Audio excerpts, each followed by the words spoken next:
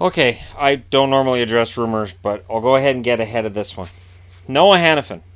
It's the biggest name right now in terms of Carolina's potential trade. And Elliot Friedman today, and that's why I'm doing a video on this, Elliot Friedman said that a stealth destination for Noah Hanifin may be the Vancouver Canucks. Here's the thing.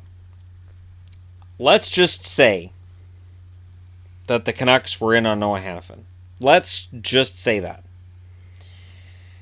The number 7 draft pick, that's a starter. I would think Sven Berchi might be a starter.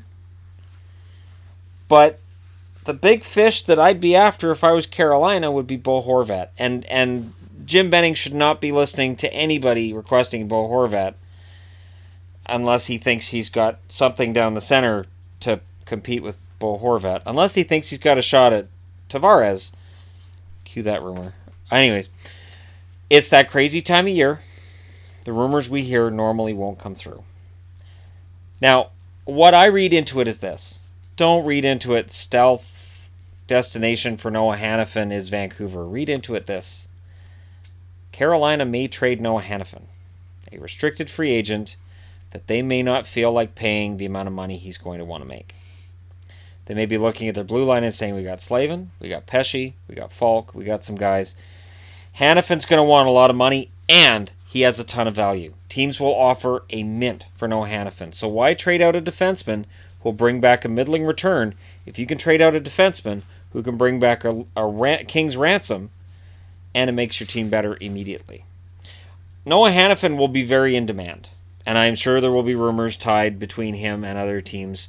I've seen a few posts about Boston. I think those rumors are from Boston fans who look at Noah Hanifin and say, well, since the kid's from the Boston area, clearly he's going to want to play for Boston. And, of course, we know that every single player eventually wants to play for their hometown. It doesn't happen.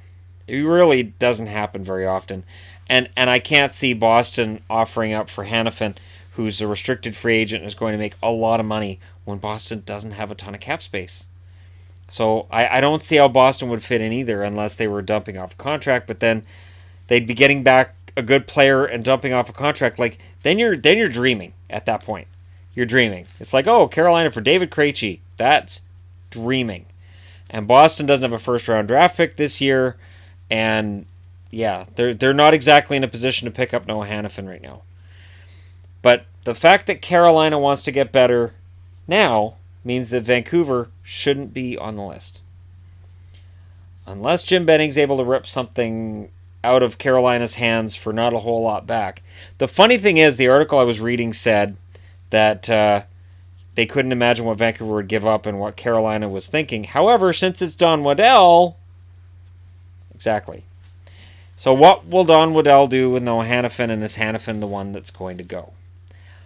I don't think that's necessarily the right move, but it's a move that Carolina could make if you want to trade away the defenseman that had the most goals and points for you last year and has shown tremendous potential and could be an anchor on the blue line that plays 26 minutes a night. If you want to give that up when he's ready to hit his prime, yeah, that sounds crazy. Just sounds crazy. I know they want to make the playoffs next year, but I'm taking all these rumors with a grain of salt. I'm just doing this because I know it's out there, and I know that because Elliot Friedman said it, it's going to be kind of crazy. So here you go. I really can't see it, but if you guys want to let me know what you think Carolina would be asking in response to trading out Hanifin, I think it's crazy. But let me know your thoughts. I think the natural trading partner would probably be Toronto. Don't shoot the messenger. I think the natural trading partner would be Toronto. That makes the most sense. Because Carolina needs help up front. Toronto needs help on the blue line.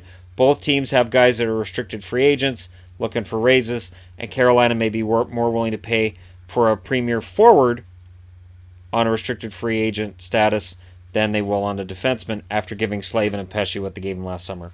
But let me know your thoughts. Hit like and subscribe if you're browsing your way through. You just happened upon this video. Thank you guys so much for watching. I'll talk to you again soon.